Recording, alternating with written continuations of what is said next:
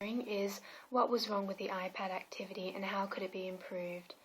So one of the barriers to implementing the activity was the lack of familiarity with the iPads.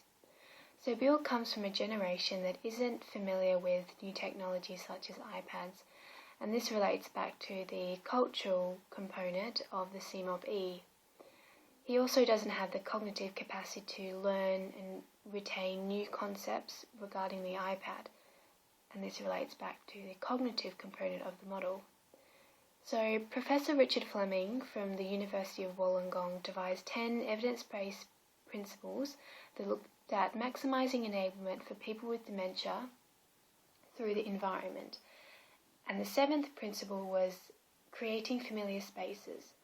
So keeping this in mind, we should be looking at using objects that were familiar to Bill in his younger adult life, as it is widely recognised that people with dementia revert to realities of their younger adulthood.